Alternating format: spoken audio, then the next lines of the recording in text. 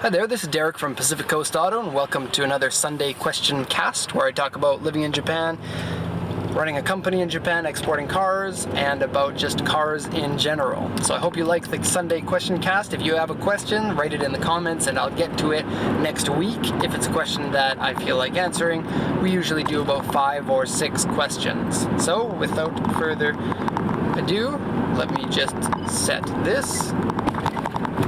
Here we go.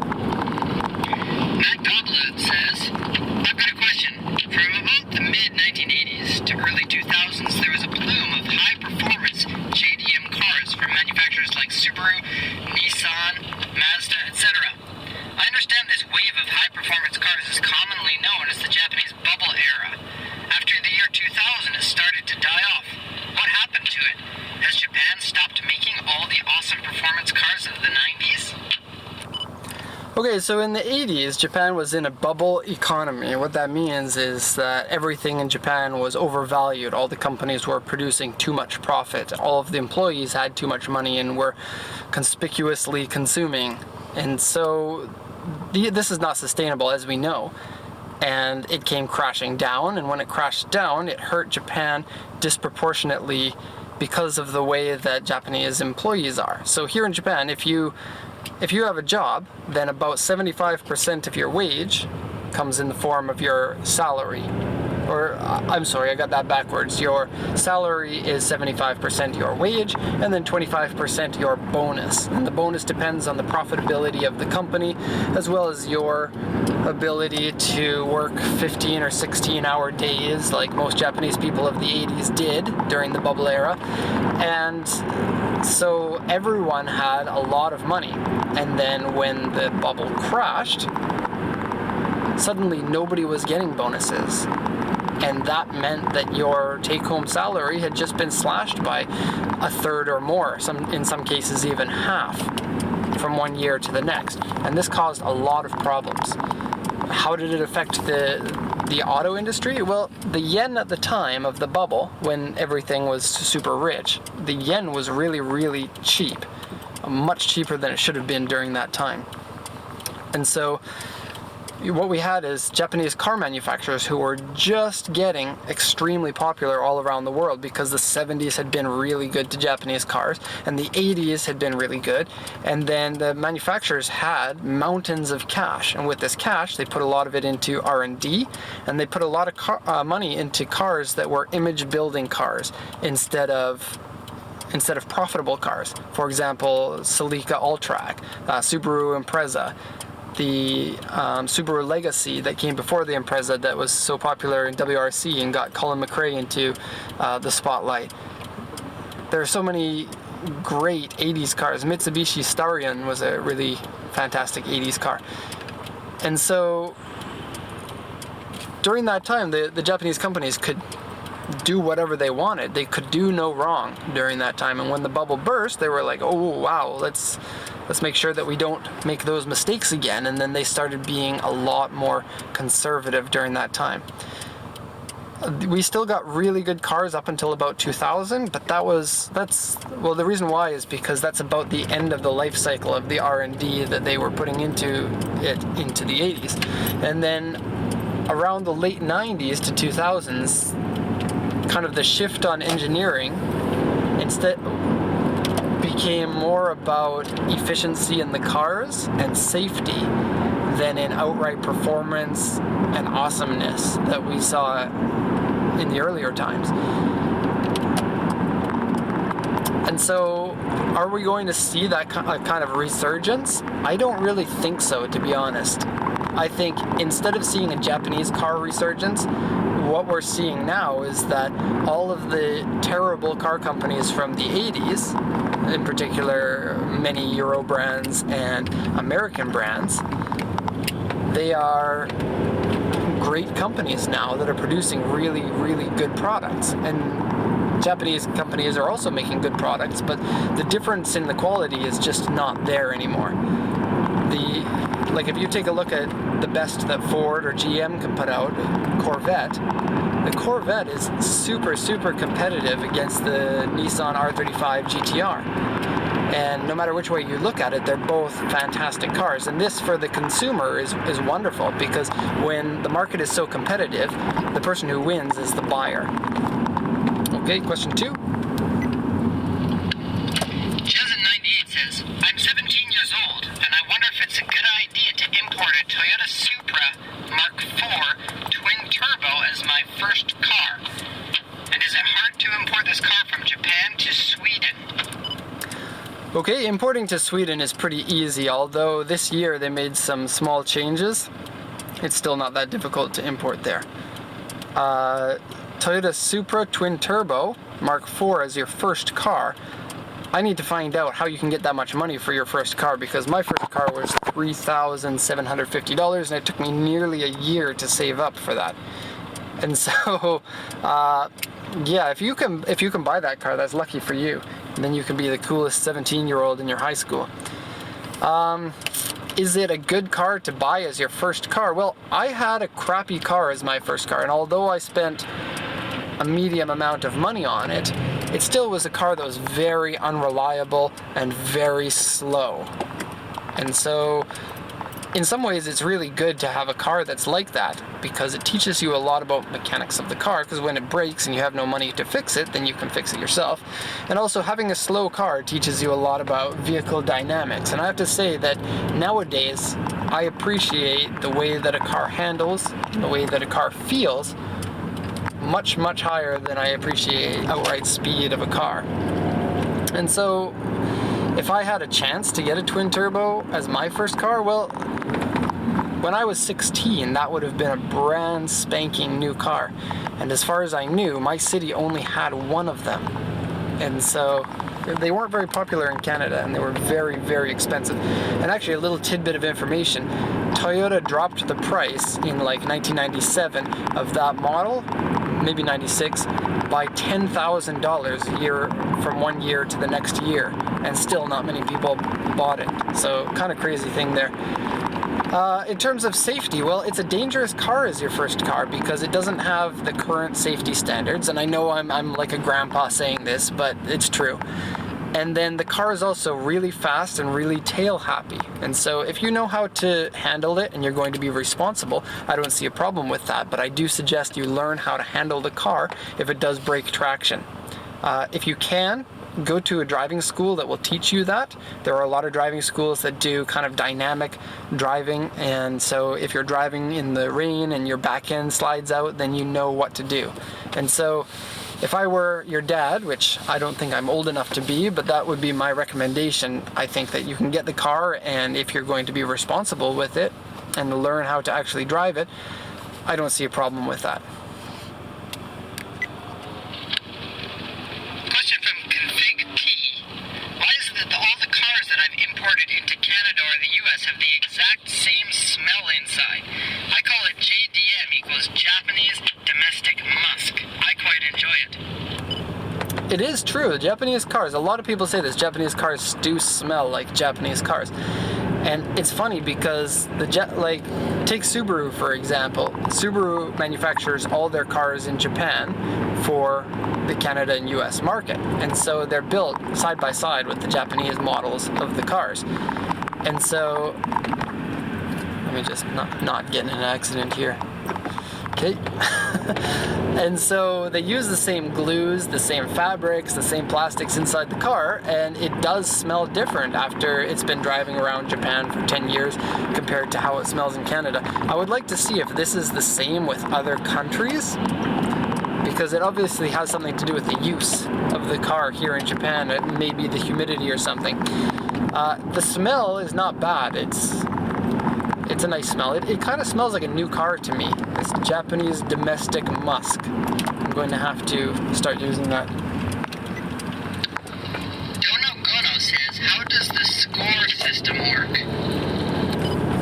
Okay, this is in reference to Japanese car auctions where we buy all of the cars from. And so the auction grades go from 2 at the bottom end to 5 at the top end, with special class for an accident grade vehicle and special class for cars that are brand new. And so an auction grade 2 is terrible junk that you don't want to get unless you're going to mine it for parts. Either really, really rusty or severe engine problems or really bad accident damage, paint fade, terrible car, and so don't consider that. Grade 3 is a little bit interesting because a grade 3 car can either mean poor condition or it can mean a small accident. And if it is a car that's been in a small accident, sometimes you can get a really good price on a grade 3 car. Grade 3.5 and grade 4 are pretty similar to each other, and it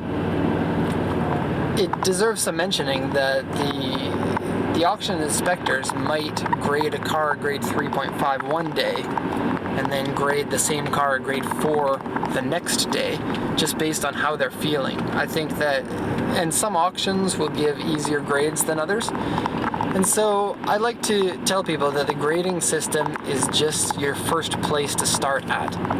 And then look at the grade. If it's grade 3.5, consider there's maybe a 50% chance of that car being a good car. And if it's a grade 4, then maybe a 75% chance.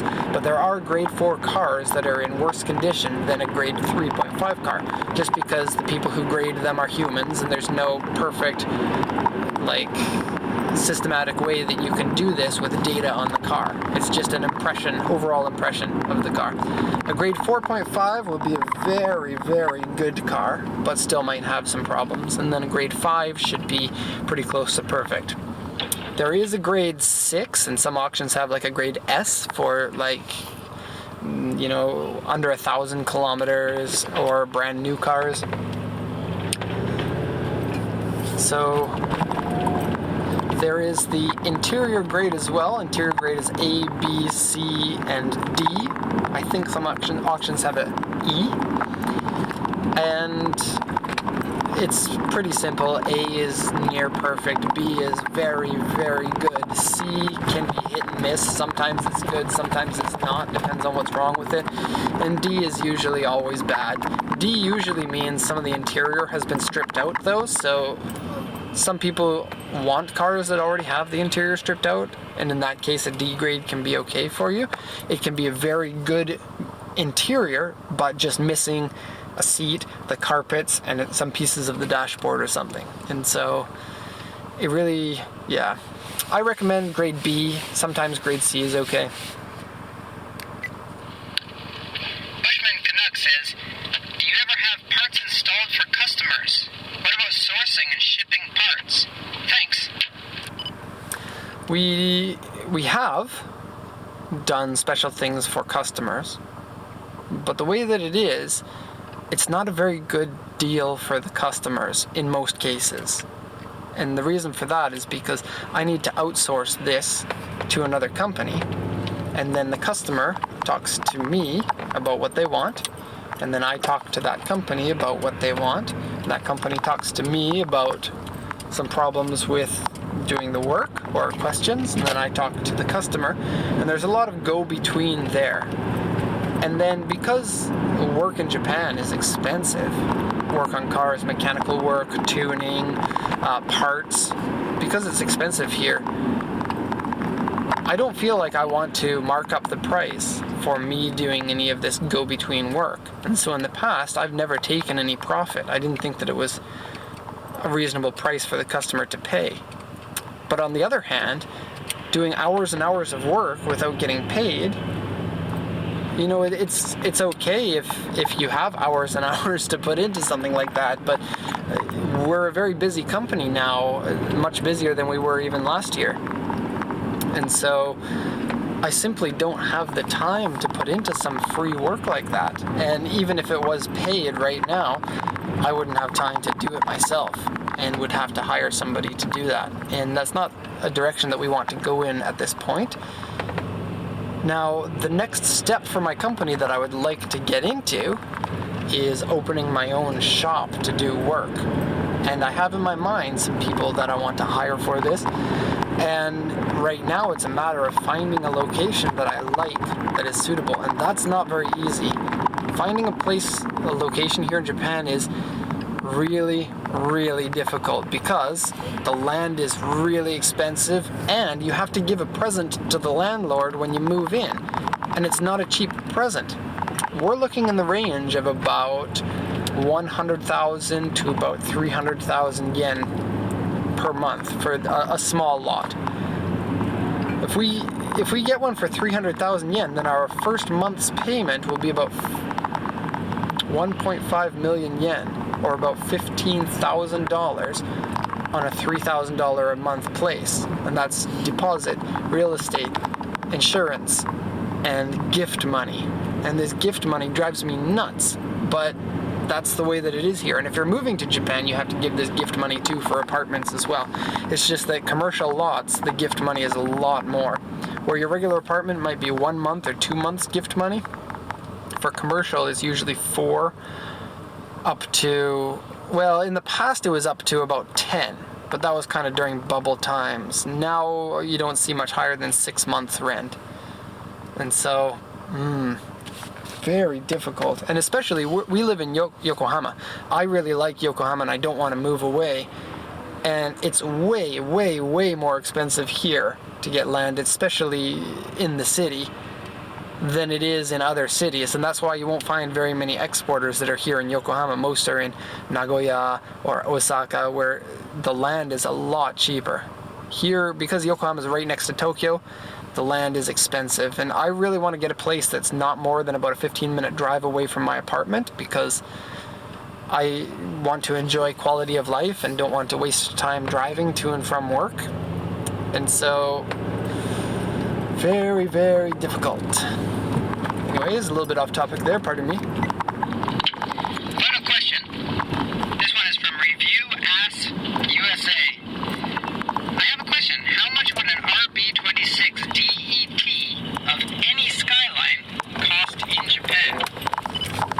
Okay, so final question. He says, how much would any RB26 DETT engine cost in any Skyline? I think that he's asking, how much would a Skyline GTR cost? Because that's the Skyline GTR's engine, and it only comes in the Skyline GTR and the Stadia 260 RS is a special edition made by Autech, because the Stadia was a little bit neutered when they didn't put that engine in. How much do GTRs cost? Well, that's a little bit of a broad question. Luckily, they only come in manual transmissions. When people ask for prices, you have to know that automatic and manual transmissions cost a lot different from each other. Manual transmissions can be twice as expensive in some cases. And so there's the R32, the R33, and the R34 are the 3 generations. Now the R32s have kind of early model and late model. R33s have that, and the R34s have that. So it can be a little bit complex. I'm going to try to make it as simple as I can. So R32s, the early ones had oil pump issues if you drive like an idiot, like bounce it off of the red line. And so a lot of people don't want to get those ones because they're afraid that previous owners might have done that. But as it is right now, the Skyline GTR is a newly importable car into the USA. And so everybody in the USA has wanted a Skyline for years and years and years, and now that it's 25 years old, they can finally get it. And so that boosts up the price. So for the R32, it's like this. Any cars that can be imported into the US right now are way overpriced. The prices for the crappiest of the crappy are still 800,000 yen, plus your purchase fees, your export fees, and everything. Once the car is an old car, but 24 years old, so that you can't import it into the States, the price drastically drops to those. I'm sorry, let me just say the full price bracket. They are anywhere between 800,000 up to about 2 million yen for the best ones. 1.2 to 1.6 million yen is a good price for them. And then when they are 24 years old, or more than 6 months away from the importable date, then you can see the price drop, and they are anywhere from about, terrible ones are 400,000, but I really don't recommend that you get those.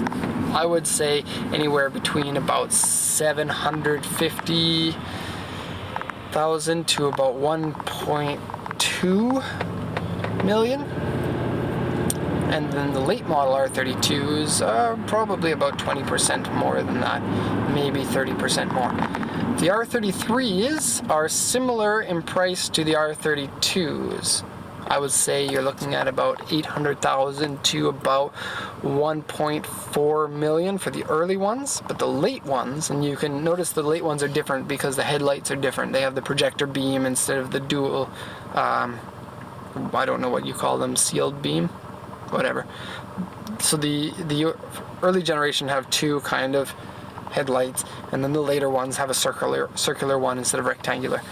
And those ones will run you quite a bit more expensive, quite a bit more than the early model ones. And if you're familiar with this, the terminology is Koki, Chuki, Zenki, meaning early model, mid model, and late model. Not every car has a Chuki, which is the middle model. And so the late model ones, they will run you bad ones are 1 million, great ones are about 2.2 million. And they are going up in price. R32s are going up in price as well. The R33 early models are not going up in price that I've seen.